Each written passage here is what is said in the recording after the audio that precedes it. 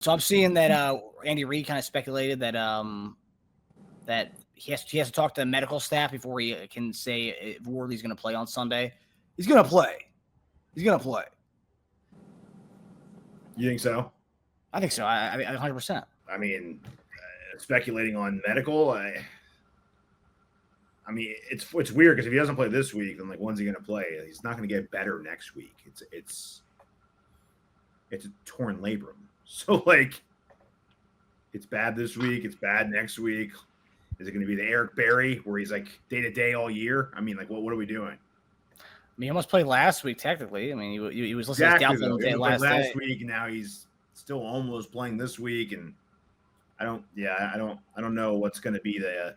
Okay, he's ready. I mean, it's always going to be injured this year. Yeah. I don't know. And then also like the fact that he said 2 days ago he was practicing without limitations, which is interesting, JD. When a coach says he's practicing without limitations, but then he's limited and he's a limited practice participant, what does that even mean? How can he be practicing without limitations, but then also be a limited participant? That doesn't make any sense. So obviously he's wearing the harness, right? So he's limited participation in practice, but he's limited, I guess, range of motion. I don't know. In his limited practice, he did everything. Yeah, right. Yeah. He still has the confounds to where he can necessarily do particular things, right? So they're like he said the ABCs up until F, but he did all of them. But he said it all till F. So he gave us the whole ABCs, but until F. So Worthy, right? Andy said he's got to talk to medical staff to see where he is, but he looked good this week, essentially. So it seems that all signs are pointing for him to play this weekend. Royals also listed as questionable. All signs pointing for him to play this weekend as well. If it was up to you, and I know like with this torn labrum that he apparently has, Worthy, so it doesn't seem like it's going to get better, right? It only get better at the end of the season once he gets surgery on it. So is there like, I guess if you were in charge in this situation, like what would be kind of the pros to sitting him another week? Or, I mean, if he's ready and this is as ready as he's going to be all season, then you might as well just come out and play, right? So where do you stand on that? Because I'm seeing some fans say, sit him, rest him another week. It's like, I mean, the rest's not going to do anything because he has the torn labrum, and that's it. Yeah, I mean, it's pretty much based on, what he's able to tolerate pain-wise. And so what does that mean? It means if you come into the game and you still have the harness on that will restrict some of his movement, probably putting his arm back, when he's catching the ball. Also, too, I'm sure they're going to give him something, a good anti-inflammatory pain medication. This at least help him deal with that whole issue. So, yeah, resting another week, it's not going to heal. Like you said, it all just based upon the percentage of like how much of it is torn and if he is able to go out there and be effective while he's doing it. So it's going to be based off really his tolerance to pain. So that's something they just had to maintain and monitor the entire time. But yeah, rest is not going to help. And here's the question. The question is, let's say, sure, it's not going to help to rest him at all. Is it necessary to have him for this game? That's the question, right? And you saying Jalen Royals is not, another question. It's a question mark for him too. Is it more likely that he returns back to, the wide receiver core or not? And if he comes back, that definitely gives us another weapon. I mean, and what do you think? I mean, do you think we because I've seen a lot of people saying, like the Chiefs need to get a win under their belt. However that may be, they just need to get a win, just getting that win column again. And having Worthy obviously increases our, chances of that, right? Even if he is kind of decoy, right? Which I don't think he will be. If he can play, he can play. Do you think this do you think it's a right for them to risk? You know what, Worthy? We don't need you for this game. We can win this game without you. Sit another week. Do you think that's on the table this week? They think they can feel like they can win. They can win without him. That's really the question. So You see Russ throw for 450 yards. Neighbor's going to be a problem. Wandale Morris is an excellent receiver, or Wandale Robinson. Can our defense hold up against that? That's the question. If you have confidence in what Spags is going to do, as far as bringing a little bit of pressure on Wilson, and then of course I think what you do also too is do the same kind of scheme of playing very tight on the receivers, be very physical with those guys. We know Neighbors is a very talented guy, can do anything, catch anything, but I don't think he's someone that is better than AJ Brown. I don't believe that. And so what you do is you just make sure that you're being very aggressive playing against that offense. And so, like I said, if you incorporate, the blitz, which we know Swiss Spags does, I think that's a recipe that we can hold up. Now, the question is, like you said, with Worthy and not bringing him back, can we score enough points? That's the question against a very, stout defensive line, very talented guys. And so that's really the issue and the question that you have right now. Yeah, no, I'm 100% with you on that.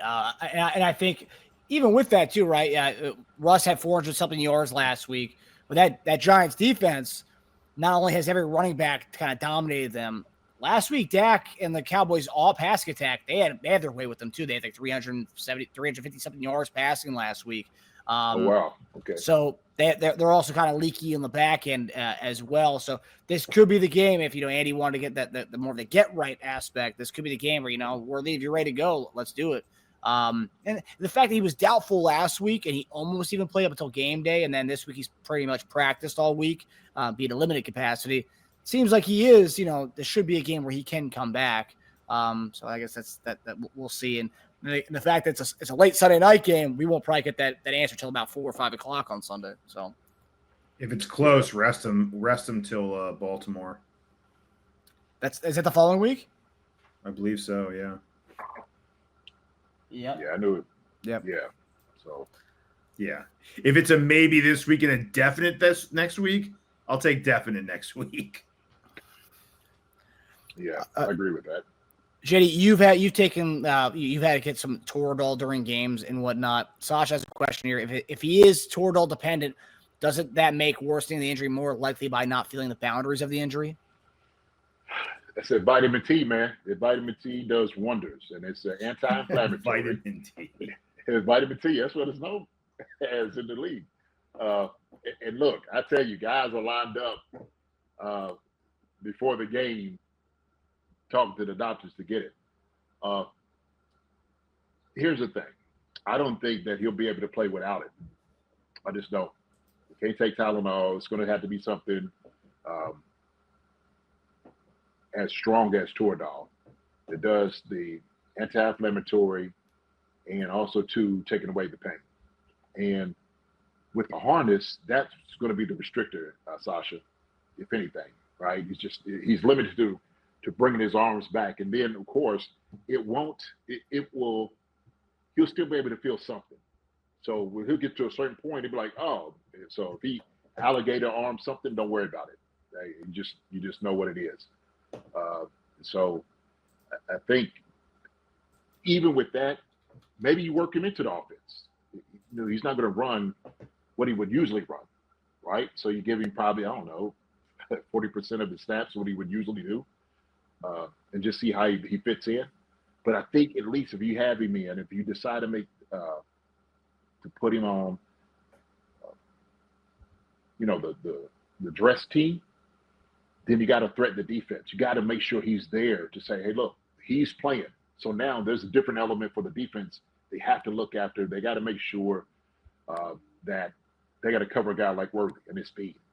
So that'll give nightmares to any DB out there because you're dealing with the fastest guy in the NFL now, right? So do you anticipate if Jalen Royals does play, what kind of a game do you see him being involved a lot offensively, or do you see him kind of rotating in? I mean, I mean, just based on the guys who we do have, I know people say, "Oh, our wide receiver room is so weak," but which is ridiculous. But Royals, it's gonna be tough for him to get reps even with Rashee Rice being out. I mean, if Worthy does play, you have Worthy, you have Tyquan Thornton, who's obviously Mahomes trusting, Juju. So I don't know how involved Jalen Royals will be, especially also coming off an injury as well. How involved do you think you could see him being in this game?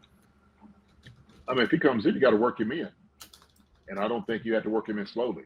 If he's healthy enough to do some plays, he just got a different skill set than some of those receivers. He does, and that's why we drafted him. And so I think he was one of those that, at least for me, kind of shocked me with his growth early, with the connection with him and Patrick Mahomes. But he was a guy that does everything right, runs great routes, catches the football really well. And sometimes we may need a spark like that from a guy. And so, like I said, and I'll use the same way with Xavier Worthy. So whatever his snap count was going to be, get him involved, give him maybe 50% of what you thought he was going to do initially. But since we're shorthanded at the position, why not let him play? You know, he might be another one who could take off, catch fire. Yeah, no, for sure. Hi, everybody. Thanks for watching. Subscribe here to get the latest from the show. Also, be sure to check out the best clips from Chief Concerns. And if you prefer to listen to the show, subscribe and follow us on Apple Podcasts, Spotify, and anywhere else you get your podcasts.